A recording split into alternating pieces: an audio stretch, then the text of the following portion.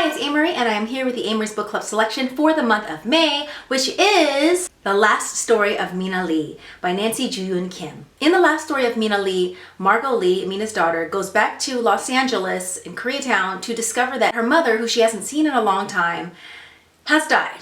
And there's no explanation as to how she passed away. She just finds her and she doesn't really accept the belief that her mother may have fallen. Through the story, we're finding out through her own perspective as well as her mother's perspective what may have happened to her, as well as a lot of the hardships that her mother experienced while coming to America from Korea. She was separated from her parents during the war at 4 years old, like literally at 4 years old.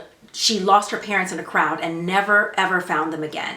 And then later, she, as a young woman, she finds herself in America and she has to make a new life for herself here. She gives birth to her daughter, Margot, who grows up in Koreatown. And of course, she's an American teenager. She doesn't understand a lot of the things that her mother went through. One, because there is that difference of her mother coming from a different culture. And two, because her mother is so secretive about her past, including information about her father. So this book delves deeply into the mother-daughter dynamic, which can be so complicated, so fraught with tension. And then you're adding to that the fact that Margot is first generation American and her mother doesn't want to say anything about her past except for the fact that it was so different from Margot's experience. Kids, whether they're daughters or sons, always think that their experience is so different from their parents that their parents don't understand. But of course, when you're adding in that dynamic, it just builds this bigger wall. One that for the most part, they find it impossible to get over, to reach each other. And that was really difficult to read about. I think so many people will discover a little bit of themselves in this relationship, but for those who are first generation,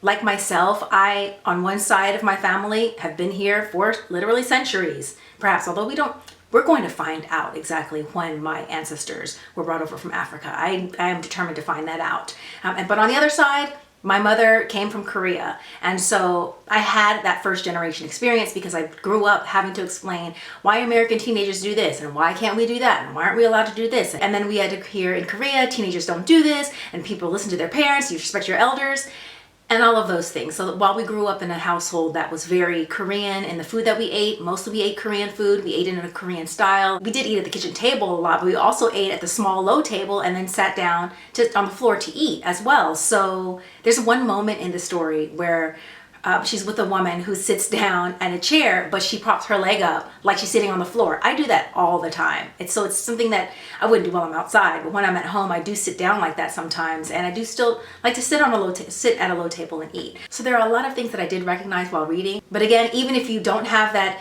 Asian American first generation experience or any first generation immigrant experience, you will very possibly recognize the age-old parent-child relationship. So we learned a lot about Margot and how she grew up, what she wants now, what she's looking for as an adult. And we also learned a lot about Mina because we have her POVs from the time that she was alive, moving up into the present. The book is difficult to read at times, but it's so endearing that there is a softness, I think, that the book has. So you don't totally feel exposed to the harsh realities of what's happening in the story. So definitely pick up The Last Story of Mina Lee and make sure you join the author and I at the end of the month, May 27th, to discuss the book on my IG Live. Follow the hashtags Read with Amory as well as Amory's Book Club, and make sure you follow Amory's Book Club's IG account at Amory's Book Club to not only keep up with the read, but to be put onto some other amazing books as well as some of our previous Amory's Book Club selections. I will talk to you soon. Until then, happy reading. My ankle cracked. That was like my ankle crack. That was weird. Okay, you probably didn't hear that.